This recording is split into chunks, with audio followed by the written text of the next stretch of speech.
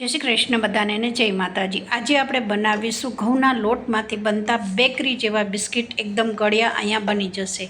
આ બિસ્કિટ આપણે હેલ્ધી બનાવીશું, બિલકુલ ખાંડનો, બટરનો, ઘીનો ઉપયોગ કર્યા વગર, તળ્યા વગર આ બિસ્કિટ તમારી સામે અહીંયા તૈયાર થઈ ગયા છે। જુઓ, તમારા ઘરમાં અહીંયા ઓવન નથી તો ફક્ત ખાલી તમારા ઘરમાં એક ખાલી નોનસ્ટિક પેન હોય ને તો બી તમે અહીંયા સારી રીતે આ બિસ્કિટને બનાવી શકો છો। ફ્રેન્ડ્સ, તો વિડીયો સારો લાગે તો લાઇક, સબસ્ક્રાઈબ કરવાનું ના ભૂલશો। એર કન્ટેનર ડબ્બામાં તમે આ રીતે લગભગ 4 થી 5 દિવસ સુધી તમે બિસ્કિટને ખાઈ શકો છો, કારણ કે આ બિસ્કિટમાં આપણે પાણીનો ઉપયોગ નથી કરેલો। તો વિડીયો સ્કીપ ના કરશો, લાસ્ટ તક જોશો ને તો તમને ખબર પડશે કે આમાં મેં કઈ સામગ્રી નાખી છે અને આ બિસ્કિટ કઈ પ્રોસેસથી બનેલા છે। તો જુઓ, અત્યારે હું તમને અહીંયા એને જે થિકનેસ છે બિસ્કિટની એ બતાવીશ અને એકદમ થોડી આપણે ડિઝાઇન બી પાડેલી છે। અને જુઓ, એકદમ ખસ્તા બનેલા છે। અહીંયા બિલકુલ બટર, ઘીનો ઉપયોગ નથી કર્યો, છતાંય તમે બિસ્કિટ જોઈ શકો છો મારા એકદમ સરસ ક્રિસ્પી એવા બજારમાં મળે એવા જ બિસ્કિટ, એ બી આપણે ખાંડ વગર બનાવેલા છે પણ ગળ્યા છે। હવે જુઓ, અહીંયા આપણે અડધી વાટકી જેટલો ગોળ લઈ લીધો છે કાપીને। હવે આ જ મેજર રાખીશું વાટકીનું આપણે। હવે આપણે અહીંયા લગભગ 2 ચમચી જેટલું તેલ લીધું છે। મેં અહીંયા 1 વાટકીની સામે 2 ચમચી તેલ લીધેલું છે અને અડધી વાટકી ગોળ લીધેલો છે। હવે ગોળ અને તેલને સારું એવું ફેટી દેવાનું છે, એકદમ સરસ ફ્લફી કરી દેવાનું છે, કારણ કે થોડાક બી અહીંયા ગોળના ગાંગડા રહેવા ના જોઈએ। ફ્રેન્ડ્સ, આ રીતે બીટરની મદદથી તમારે સારું એવું ફેટવાનું છે। જેટલું ફેટશો એટલો જ ગોળ અહીંયા વ્હાઈટ થવા માંડશે। હા, લગભગ આમાં તમને થોડી વાર થશે, તમારી હાથની કસરત બી બહુ સારી એવી થઈ જશે, કારણ કે જેટલું તમે ફેટશો ને એટલું તમે જોઈ શકો છો કે અહીંયા બધો ગોળ છે હવે ભેગો થઈ ગયો છે અને તેલ બિલકુલ દેખાતું નથી। ત્યાર પછી આપણે હવે અહીંયા થોડા હેલ્ધી બનાવવા માટે 2 ચમચી જેટલા આપણે કાચા સિંગદાણા લઈ લીધા છે।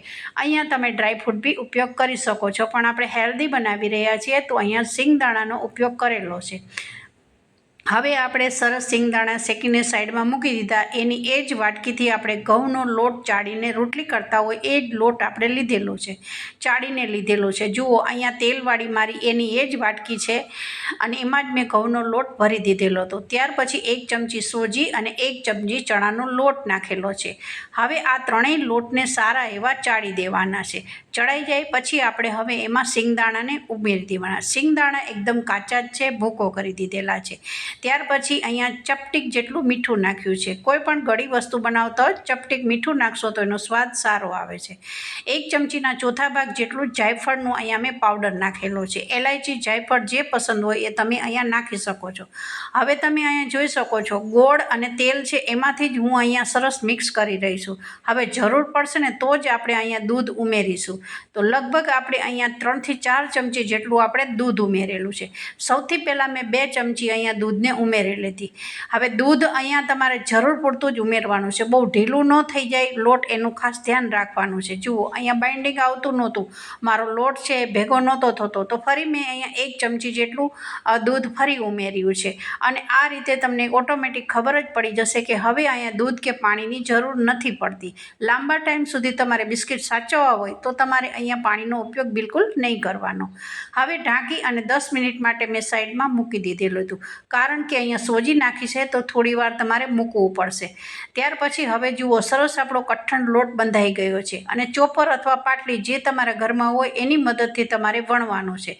અહીંયા બિસ્કિટની થિકનેસ થોડી જાડી રાખવાની છે, જેથી કરી બિસ્કિટ એકદમ આપણે તવા પર બનાવી ત્યારે એકદમ ક્રન્ચી બનશે। ફ્રેન્ડ્સ, અને પરફેક્ટ માપ સાથે બનાવ્યા છે અને બીજી વસ્તુ કે હેલ્ધી બનાવેલા છે। જુઓ, અહીંયા બિસ્કિટનો જ્યારે તમે મોટી રોટલી બનાવો ને ત્યારે કિનારી ફાટી જશે। કિનારી ફાટી જવાનું કારણ એ છે કે આપણે સરસ અહીંયા બધી વસ્તુ મિક્સ કરી છે, ગોળ નાખેલો છે અને લોટ છે અને તેલનું મોણ દીધેલું છે અને પાણીનો ભાગ આપણે ઓછો નાખેલો છે। હવે મારી પાસે આ મોલ્ડ છે ત્રિકોણ હાર્ટવાળું। હવે તમારી પાસે મોલ્ડ ન હોય તો તમારા ઘરમાં કોઈ પણ એક ડબ્બીનું ઢાંકણું લઈ લ્યો, તમે ગોળ શેપમાં બી બનાવી શકો છો। તો મારી જોડે આ ટ્રાયંગલવાળું હતું તો મેં વિચાર્યું કે હવે આ વખતે હું, કારણ કે મારી ચેનલ ઉપર તો ઘણા મેં બિસ્કિટની રેસીપી તમારા સાથે શેર કરેલી છે, પણ ટ્રાયંગલવાળા મેં નહોતે કરેલા, આ મોલ્ડવાળા। તો હવે આપણે બિસ્કિટનો શેપ આપી દેવાનો હશે. હજુ હું તમને આગળ બતાવીશ કે બિસ્કિટને થોડા હજુ બી અહીંયા તમારે લાઇનિંગ આપવી હોય, થોડો શેપ આપવો હોય તો તમે આગળ ચપ્પુની મદદથી આપી શકો છો. હવે હું બિસ્કિટની થિકનેસ બતાવીશ. જુઓ, તમારે આટલો અહીંયા ભાગ જાડો રાખવાનો છે. હા, બહુ પાતળા ના રાખશો, થોડા થિકનેસ જાડી રાખશો તો બિસ્કિટ બહુ જ સરસ થશે. હવે આપણે આ રીતે મોલ્ડમાં બિસ્કિટ પાડી અને એક પ્લેટમાં કાઢતા ગયા.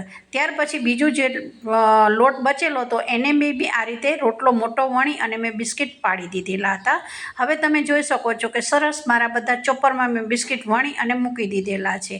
હવે આપણે થોડી અહીંયા લાઇનિંગ આપવી છે, કારણ કે આ સીધા આપણે થોડા મોલવાળા થોડો હજુ બી લુક સારો લાવવો હોય તો અહીંયા ચપ્પુની મદદથી એક તમારે લાઇનિંગ અહીંયા આપી દેવાની. આ લાઇનિંગ આપવાથી શું થાય છે, એક કટ લાગે છે અને કટ લાગવાના કારણે ફટાફટ અહીંયા બિસ્કિટ છે એ શેકાઈ જશે. આ બિસ્કિટ લગભગ મારે 20 થી 25 મિનિટમાં જ બની ગયા હતા. બહુ વાર બી નથી થતી, તો જરૂરથી આ રેસીપીને એકવાર ટ્રાય કરજો. હવે જુઓ, સરસ આપણા લાઇનિંગ બી આપી દીધી છે. હવે આપણે ગેસ ચાલુ કરીશું અને તવો મૂકીશું અને કોઈ કડાઈમાં નહીં બનાવી. અહીંયા મેં ગેસની ફ્લેમ ધીમી રાખી છે. જે નોર્મલ રોટલી કરતા હોય એ મારો જૂનો તવો તે નીચે તાવડી લીધેલી છે. પછી નોનસ્ટિક પેક જે આપણે ઢોસા બનાવતા હોય એ લીધું છે અને એની ઉપર મેં બટર પેપર રાખેલું છે. હા, બટર પેપર તો જરૂર રાખજો જ, નહીતર બિસ્કિટ દાજી જશે. હવે જુઓ, અહીંયા ઢાંકી અને લગભગ મેં 5 થી 7 મિનિટ માટે મૂકી દીધા હતા. હવે અહીંયા હું 5 મિનિટે હું ઉથલાવતી જતી હતી.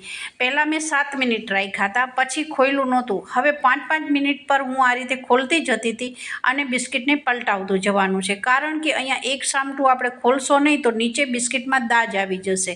ચણાનો લોટ નાખ્યો છે, સોજી છે અને ઘઉંનો લોટ ગોળ છે અને સિંગદાણા છે, તો એના કારણે બિસ્કિટ એટલા સોફ્ટ બનેલા છે ને કે બિલકુલ તમે ચપ્પુ અડાડશો ને તો બી ભાંગી જશે ગરમ હશે તો જુઓ, સરસ અહીંયા થોડું નાનું એવું બચ્યું હતું તો મેં અહીંયા સાઈડમાં બી એક બિસ્કિટ નાનું એવું બનાવીને મૂકી દીધેલું હતું.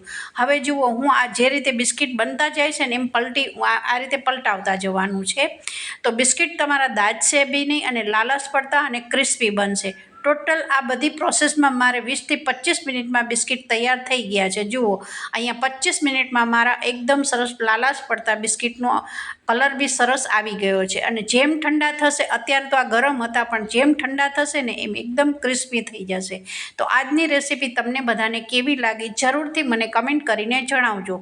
બિલકુલ આમાં બટર નથી, ઘી નથી, એકદમ આપણે તમારી પાસે ઓવન ના હોય તો બી તમે નોનસ્ટિક પેનમાં બી આટલા સરસ બિસ્કિટ ઘરે જ બનાવી શકો છો. તમે જુઓ, અત્યારે મેં અંદરથી બી બતાવેલા છે. તો વિડીયો સારો લાગે તો લાઈક કરવાનું ના ભૂલશો.